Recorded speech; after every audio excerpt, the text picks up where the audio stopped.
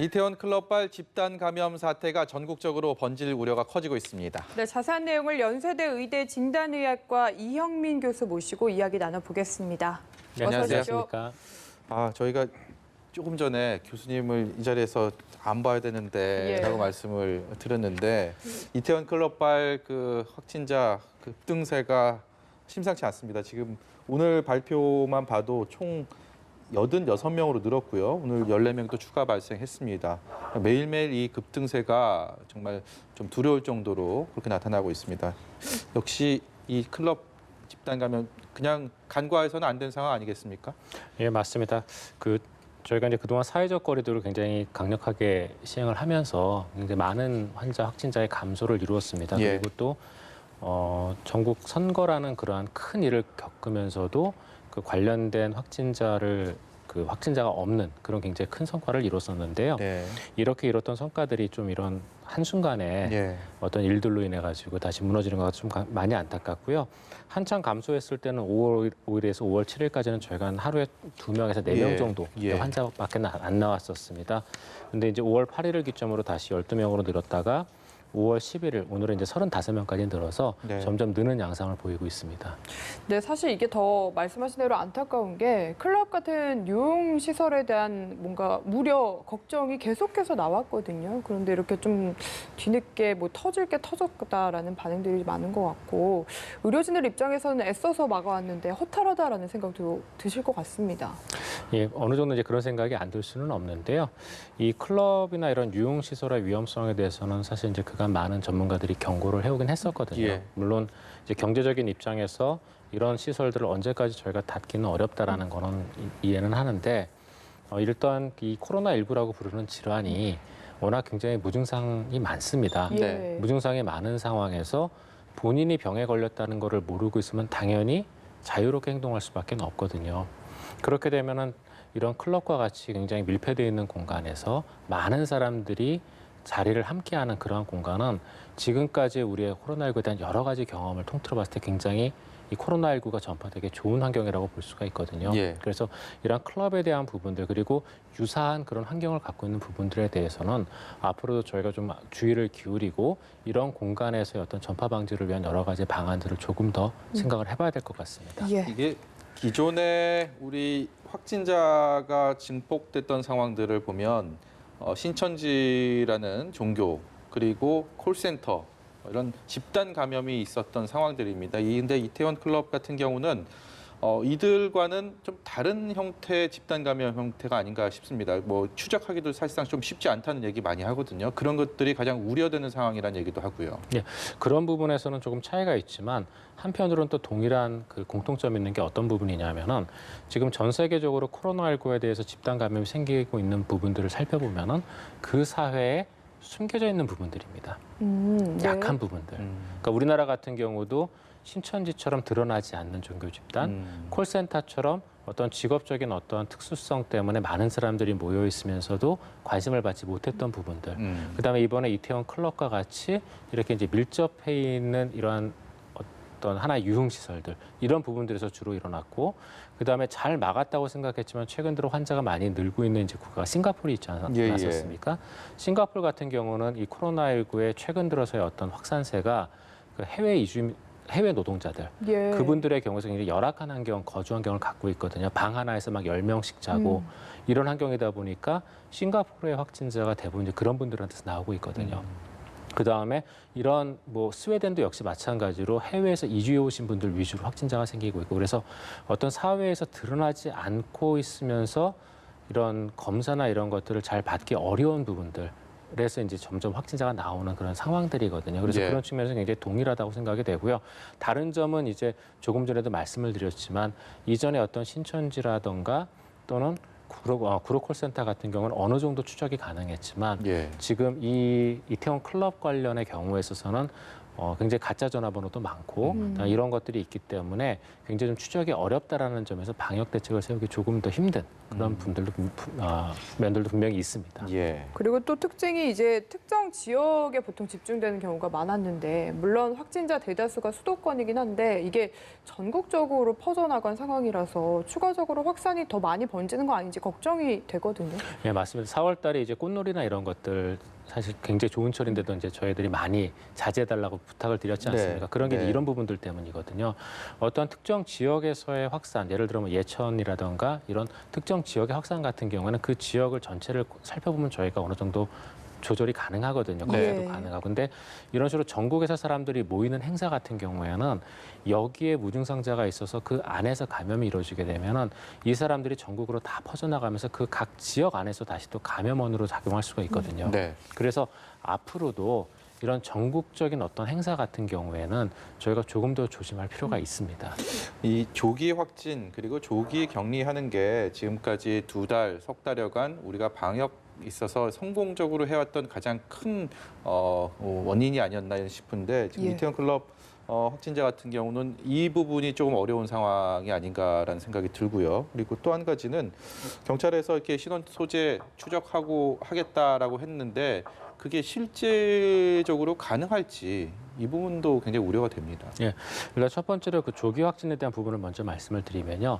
이 이태원 클럽이 조기 확진이 어려웠던 이유는 무증상 감염 때문이거든요. 네. 무증상 감염에 대해서는 처음부터 굉장히 말이 많았었지만 네. 처음에는 대략 한 전체 코로나19 확진자 1에서 2%를 얘기를 했고 그 다음에 나온 논문에서는 대략 한 30%에서 50%를 얘기를 하고 있습니다. 최근 들어서도 우리나라의 사례를 보면은 이 이태원 클럽에서도 거의 30%였었지만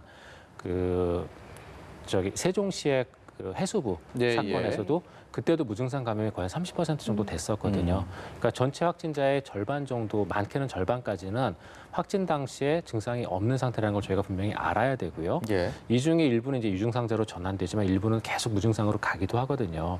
그래서 이런 것들을 고려했을 때 본인이 증상이 없다고 본인이 안전하다는 생각은 버려야 됩니다. 지금은. 예. 또 그렇게 할 수밖에 없는 이유가 저희가 이제 그동안 이 코로나19에 대해서 언제쯤 이 코로나19에 대한 위험성을 우리가 그러니까 코로나19에 대해서 안심할 수 있냐라는 질문을 많이 받았는데 예. 제가 그때마다 말씀드렸던 것 중에 하나가 지금 당장 환자가 발생하고 이런 것도 중요하지만 사실 중요한 거는 감염 경로를 알 수 없는 확진자거든요. 예. 감염 경로를 알 수 없는 확진자가 사회에 계속 있다는 소리는 어딘가 우리가 모르는 포커스가 있는 거고 그 사람으로부터 무증상 감염이 나왔을 때 이 사람이 이런 이태원 클럽처럼 마스크를 할 수 없고 네. 사회적 거리가 굉장히 가까운 즉 예. 밀접된 환경에 노출될 수 없는 사람이라면 이렇게 퍼질 수밖에 없는 거거든요. 예. 그래서 저희가 앞으로도 일단 뭐 그간 여러 가지 얘기가 나왔었지만 감염 경로를 확인할 수 없는 확진자가 지속적으로 나오게 된다면 이런 사건은 지속적으로 앞으로도 계속 생길 겁니다. 예. 그러니까 그 부분에 대해서 저희가 좀 더 주의 깊게 관리를 하고 그다음에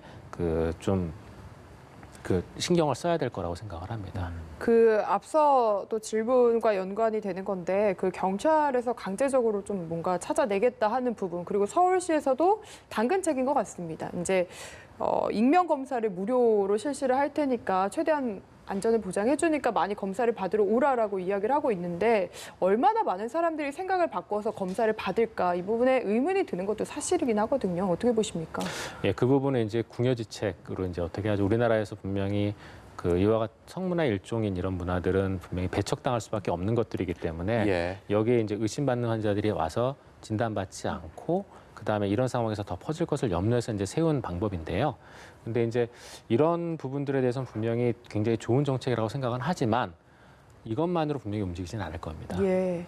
그래서 이러한 정책들까지 시행을 했음에도 불구하고 어떤 코로나19라는 전 세계적인 이러한 위험에 대해서 제대로 협력하지 않는 경우는 분명히 거기에 따른 반대급부가 있어야 되거든요. 네. 그러니까 처벌이라든가 이런 것도 따라야지만 분명히 따라올 가능성이 많고요. 그래서 이와 같은 정책은 굉장히 효과적인 정책의 일부지만 이것만으로는 안 될 것 같고 이렇게 함에도 불구하고 이러한 정책을 지키지 않았을 때 따른 여러 가지의 그 처벌이나 이런 것들도 분명히 필요할 것 같습니다. 어떤 여론조사에서 연령대별로 코로나19 확진에 대한 두려움 어느 정도 되는지 조사를 했더니 20, 30대가 젊은 층일수록 코로나19에 대해서 나는 별로 두려워하지 않는다라는 답변을 많이 했더라고요. 이게 사실 치명률이 낮고 사망률이 떨어지기 때문에 실상은 이태원 클럽을 본인이 갔다 왔다 하더라도 나는 뭐 증상이 없고 이겨낼 테니까 이런 생각을 할 수도 있겠지만 예. 실제로 이게 가족들한테 감염이 될 경우, 전염될 경우 더 위험하지 않습니까? 실제 그런 사례도 있었네요. 이게 80대 외할머니가 손자한테 감염된 사례도 있었는데 그래서 더 본인이 자발적으로 손들어야 되는 거 아닌가 이런 생각이 듭니다. 예, 맞습니다. 저희가 이제 이런 코로나19 20, 30대에 대한 어떤 코로나19에 대한 인식 문제는 저희가 좀 몇 가지 고민해 볼 필요가 있는데요. 첫 번째는 말씀 주셨던 것처럼 본인은 괜찮을 거라는 생각을 갖고 이제 굉장히 낮은 그런 주의를 갖고 있는데 근데 거기에 대해서는 조금 달리 생각을 해봐야 되는 게 우리나라는 그동안 코로나19의 발생이 잘 컨트롤이 되어 왔었고 그다음에 대구 경북 지역 같은 경우에도 이제 생활치료센터나 이런 것들을 통해서 비교적 잘 처리를 한 측면들이 있습니다. 예. 그래서 사망률이 낮았지만 외국의 경우에 있어서는 전체 사망자 숫자는 젊은 사람들도 꽤 있습니다.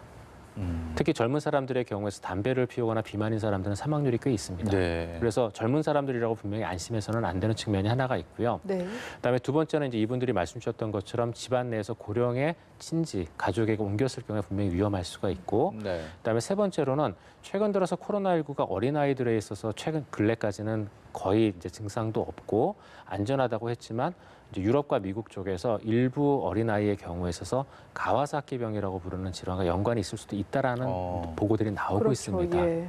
물론 이제 거기에 대해서는 아직 과학적인 근거가 명확하게 입증되진 않았고 찬성하는 사람과 반대하는 사람이 있지만 가와사키병 같은 경우에는 저희가 제대로 치료해주지 않으면은 네. 심장 쪽에 어떤 영구적인 후유증을 남길 수 있는 질환이거든요. 그래서 그런 쪽에서의 문제들도 있고 그리고 또 그것들 외에도 여러 가지 지금 합병증, 길리안바레 증후군이라던가 이런 뭐 신경계 쪽에 대한 것들이라던가 이런 것들이 지금 계속적으로 나오고 있기 때문에 젊은 사람이라고 반드시 본인들이 안심해서는 안 됩니다. 그리고 또 한 가지 중요한 거는 의학적인 관점에서도 그렇지만 사회가 이런 식으로 계속 코로나19에 대해서 대응을 하게 되면 분명히 네. 경제적인 활동이나 이런 여러 가지 활동이 축소될 수밖에 없고 그러한 것에 대해서 가장 사실은 영향을 크게 받을 수 있는 부분이 연령대가 20대, 30대거든요. 예. 그러니까 그런 여러 가지를 고려했을 때 20, 30대가 이 코로나19의 어떤 단순히 의학적인 측면만을 가지고 본인들은 괜찮다라고 생각을 하는 건 저는 굉장히 좀 근시안적인 태도라고 생각을 합니다. 거기에 더해서 사실 가족들에게까지 위험을 끼칠 수 있는 거니까요. 주의가 필요할 것 같고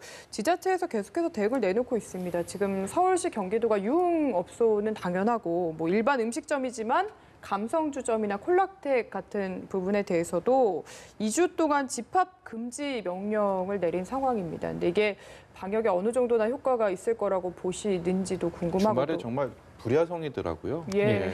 맞습니다. 지금 이제 이런 일들이 지난주에 있었음에도 불구하고 지난주 금요일부터 이제 주말까지 이제 전국의 유흥가 같은 경우에 있어서는 굉장히 사람들이 많이 다녀갔다고 얘기를 들었고요. 네. 그다음에 실제로 일부 기관 같은 경우에는 이제 손 소독제나 이런 것들까지 치워버린 데도 일부 보니까 네. 있더라고요. 그래서 우리의 이 코로나19라고 부르는 질환은 저희가 많이 떨어뜨리긴 했지만 아까 말씀드렸던 것처럼 분명히 무증상 감염이 언제든지 사회에서 발생을 하면 이와 같은 식의 집단 감염을 일으킬 수 있는 질환입니다.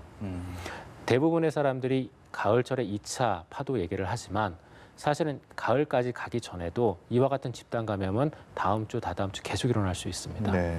그렇기 때문에 이런 것들을 고려했을 때 코로나19에 대해서 저희가 이제 어느 정도 발생률이 줄었을 때 완화되는 정책, 그다음에 어느 정도의 경제적인 활동을 할 수 있는 정도의 어떤 풀어짐까지는 이해를 하지만 이와 같이 집단 감염을 일으킬 수 있는 이러한 어떤 밀접된 공간에서의 그 접촉이라든가 이런 것들을 피하는 게 좋고 그래서 말씀 주셨던 그런 유흥업소, 일부 유흥업소에서의 어떤 그 업무에 대한 것들을 2주 정도 지금 당장 중지시키는 거는 어느 정도 효과는 있을 걸로 생각은 합니다. 네.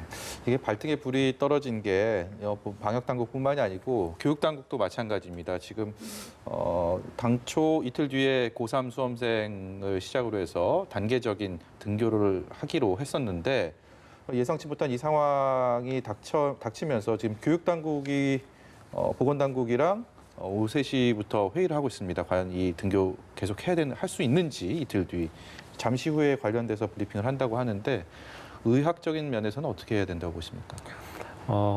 이번에 그 발생한 환자들의 좀 면면을 저희가 살펴봐야 되는데요.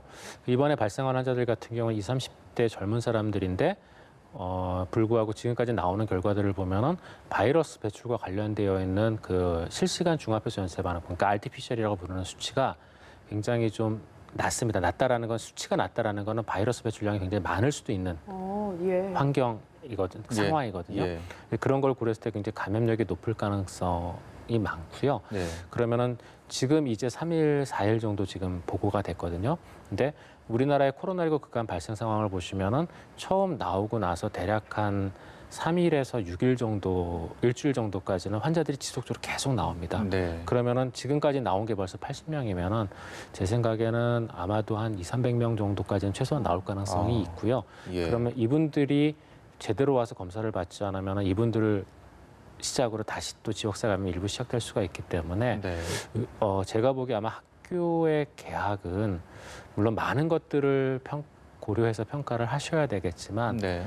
이번에 사태가 가라앉는 한 앞으로의 한 2주 정도는 조금 어려울지도 모르겠다는 생각도 합니다. 근데 이번 클럽발 확산 말고도 앞으로도 언제든지 추가적으로 이런 집단 감염이 일어날 수 있는 거 아닙니까? 그러면은 아예 등교 개학을 뭐 9월로 미루는 건 어떻냐라는 의견도 있는데 여기에 대해서는 어떻게 보시나요? 근데 그 부분에 대해서는 이제 의학적인 관점에서 보는 거가 교육학적인 보는 관점에서 다를 것 같은데요. 네. 예. 교육학적인 관점은 당연히 이제 교육부나 이제 그쪽에서 평가를 해주실 것 예. 같고 의학적인 관점에서는 조금 이제 걱정되는 요소들은 아직 국내에서 그 경로를 알 수 없는 코로나19 감염자가 남아있다라는 거, 그다음에 최근에 또 이런 집단 감염 사례가 있었다는 거, 그다음에 여기에 대한 게 다 정리가 되지 않았다는 측면들이 좀 위험하고요. 그다음에 예. 또 한 가지는 저희가 이제 아마 다음 달 정도 되면은 이제 냉방기를 켜기 시작할 겁니다. 네. 그러면은 이러한 호흡기 증상이 있는 경우에 그 바이러스를 계속 지속적으로 상기를 통해서 배출하는 경우에 냉방기는 우리가 흔히 알고 있는 2m라는 거리를 더 지나서 비말이 전파될 수 있는 이런 환경을 만들어 주거든요. 예. 즉 저희가 알고 있는 2m라는 지근거리, 즉 비말로부터 안전하다고 생각하는 거리는 통상적인 환경을 얘기를 하는 거고요. 예. 여기에 어떤 대류의 공기의 흐름을 만들어줄 수 있는 그러한 여러 가지 조건들, 아주 대표적인 게 냉방이거든요. 예. 공조 같은 게 되겠는데 그런 게 덧붙여지게 되면은 2m 이상까지 바이러스 입자가 갈 수가 있습니다. 근데 지금 정부에서 어쨌든 제한적으로 에어컨 사용을 허용한 상태이지 않습니까? 그러니까 이제 에어컨 사용을 허용을 할 거면 마스크를 다 끼고 있어야 된다고 생각을 하거든요. 그러니까 마스크를 끼고 있는 상태에서 에어컨 사용일 겁니다. 그러면 저는 괜찮다고 생각을 하는데요. 예. 근데 그렇지 않다면은 그런 냉방도 조금 문제가 될 수 있거든요. 그래서 그런 부분들을 조금 더 세밀하게 봐야 될 것 같고요. 다만 마스크를 꼈는데도 에어컨을 안 틀겠다. 이거는 제가 보기에 좀 과할 수도 있긴 있습니다.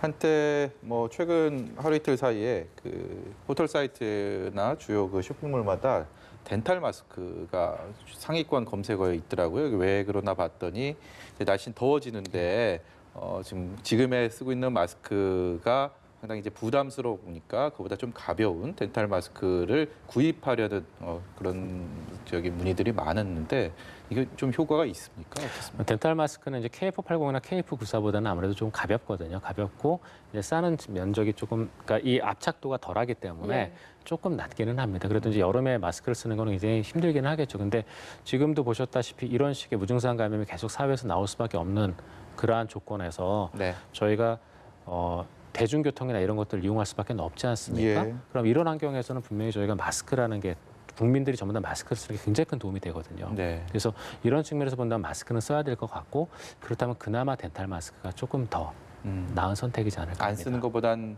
낫지만 그러니까 이제 그래도 이게 효과는 조금 떨어진다. 이게 이제 인터넷에도 그런 파일이 올라왔었는데 환자가 마스크를 쓰게 되면은 그러면은 다른 사람에게 전파할 확률을 한 70% 정도 낮출 수가 있고 예. 환자가 아니라 환자는 마스크를 안 쓰는데 내가 마스크를 쓰고 있으면 한 그 보호할 수 있는 확률은 한 20%밖에 안 되거든요. 근데 둘 다 쓰면 거의 95% 이상 막을 수가 있습니다. 예. 그래서 내가 무증상일 때 나도 모르게 바이러스를 배출할 수 있으니까 네. 그럴 때 전 국민이 마스크를 쓰면 분명히 이러한 그 코로나19의 확산을 효과적으로 막을 수가 있거든요. 예. 그래서 그런 부분에서는 좀 덥더라도 당분간은 우리가 감염 경로를 확인할 수 없는 확진자가 나오는 기간 동안에는 아마도 마스크를 계속 착용해야 될 것으로 생각을 합니다. 네, 여기까지 듣도록 하겠습니다. 지금까지 연세대 의대 진단의학과의 이형민 교수였습니다. 고맙습니다. 감사합니다. 감사합니다.